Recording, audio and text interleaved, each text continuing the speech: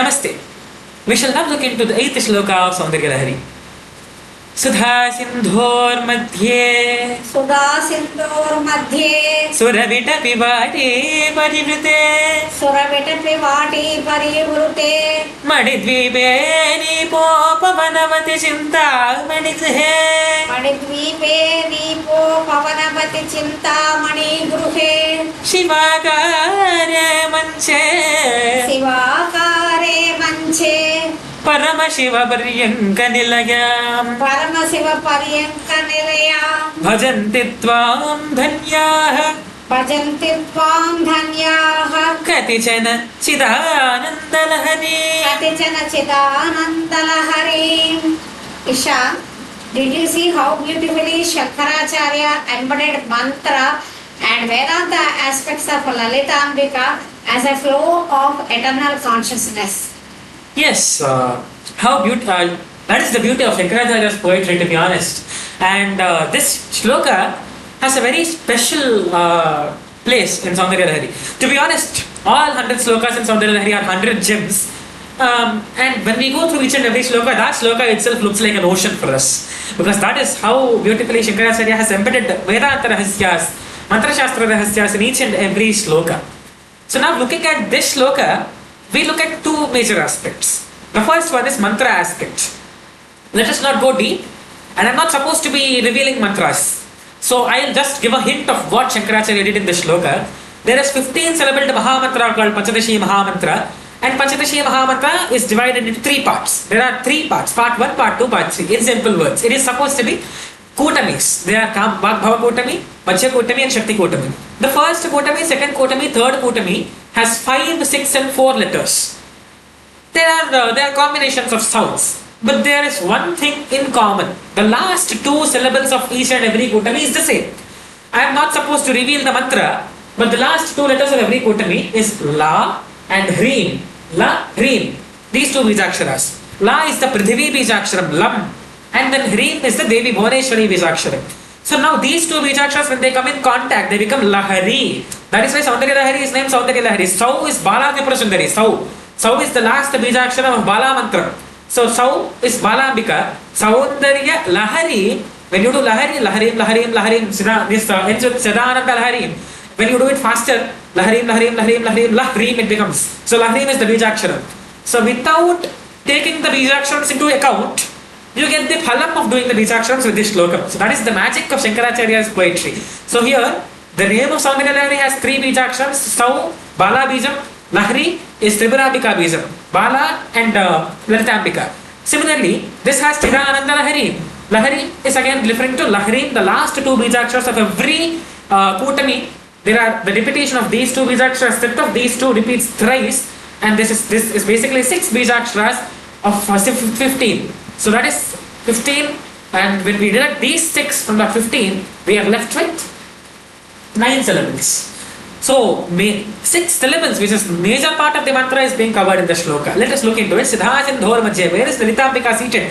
We have seen into the descriptions of Lalita. How is Lalita Ambika? How Lalita Ambika looks like? What is she holding? How her body looks like? Now let us see at where she resides. Sudha Sindhor Madhye. She is in the center, the Madhyabhagam of Sudha Sindhu.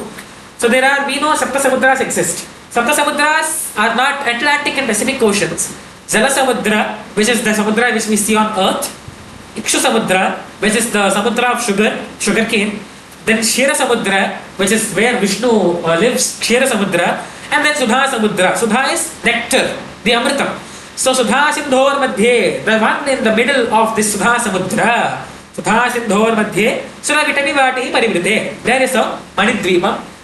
And in that Manidvipam, there is an avaranam of Suravita Vivati. There is an avaranam of Udyanavanam. What kind of Udyanavanam? It is Kadamba Vriksha Udyanavanam. There is a layer of Kadamba Vanam. And in that center of Kadamba Vanam, Suravita Vivati Parivrite. She is being surrounded by Kadamba Vanam. And then Parivrite Manidvipe Nipo Pavanavati Chintamani Grihe. There is Manidvipam, there is land, and on that land there is a griham that is built of Chintamani. We have previously discussed Kamadhenu and Kalpavriksha and Chintamani are of the same category. While Kamadhenu and Kalpavriksha will only grant you a boon when you go and ask them physically, you have to open your mouth. But Chintamani is that gemstone which gives you anything without the necessity of asking. You don't even have to open your mouth. It gives you everything. Just think of it, it appears. That kind of a gemstone is Chintamani. So Chintamani is the foundation of that particular griham. Chintamani griham. It is built of Chintamani.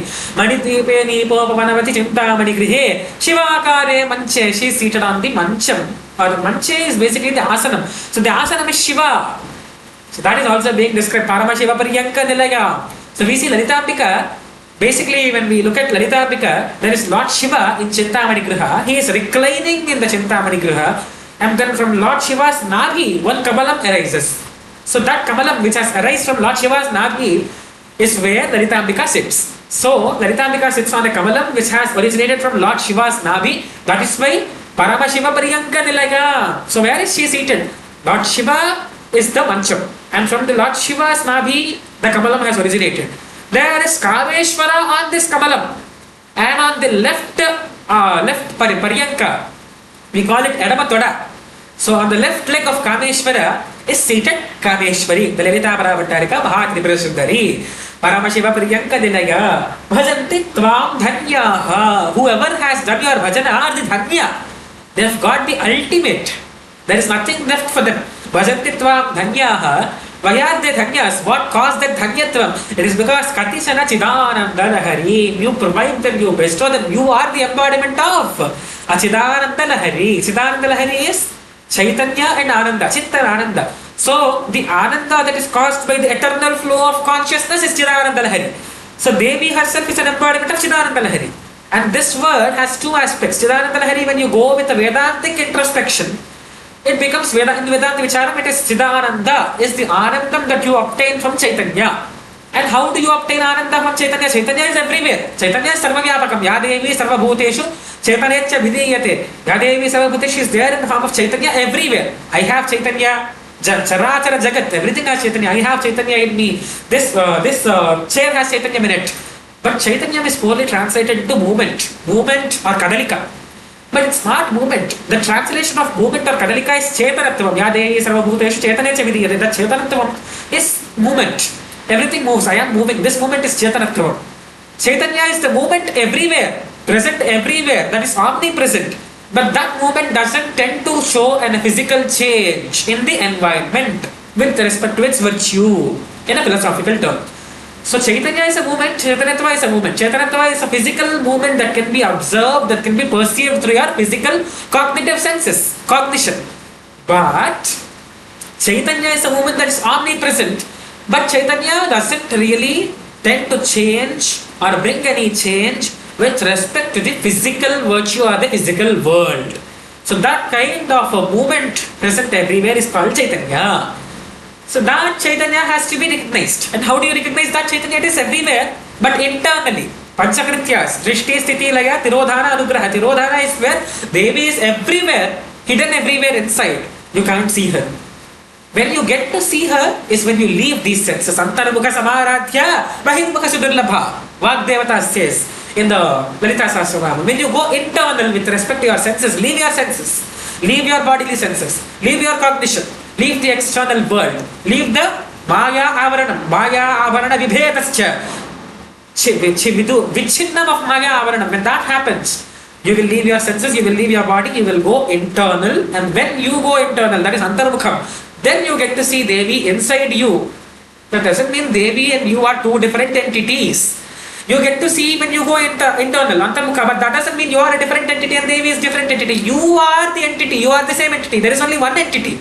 And that one entity is you, the Jiva, and the Parabrahma, Brahma. The Brahma is Devi, Jiva is you, and you have to realize the abhedam between the Jiva and Brahma. Dehatma Bhranti has to be gone.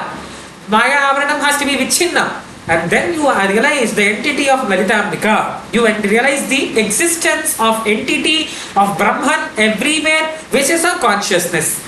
And when you realize that you are not a different entity from Brahman, you are Brahman yourself, that is Chidanandam, that is Brahmaikya Siddhi, that is Jivan Mukti, then you get to experience a different level of Anandam, which is Chidanandam, Chidananda Lahari. So that is a Vedantic perspective. And from a mantra perspective, La is also La and Hreem are the two ending letters of every Kutami and Panchadashi. And Lahari, if you do the Shlokam in the Japam, you do 108 times the Shlokam. You do it fastly, on a faster pace. It becomes Lahari. This won't give you the dosham of doing a mantra. When you are not initiated into a mantra, you are not supposed to do it. You are not supposed to do the Japam of mantra which you are not initiated into. You are supposed to take the initiation Guru Mukhattavaha with the help of a Guru. And without a Guru, you can't do the mantra. This Shloka very beautifully, deliberately incorporates the Lahari into it in such a way that it is a normal Sahityam. It won't give you the dosham of doing the mantra if you do it wrongly. At the same time, it gives you the benefit of doing the mantra as well, along with the Shlokam. So that is how Shankaracharya thinks. When Shankaracharya writes a Shloka, the entire Yoga Rahasyam. So far we haven't discussed about Yoga Rahasya. The next Shloka will be about Yoga Rahasya, the Muladhara to Sahasrara, the awakening of Kundalini. The 9th Shloka is about Kundalini, but this Shloka is where we have discussed about Mantra aspect and Vedantic aspect.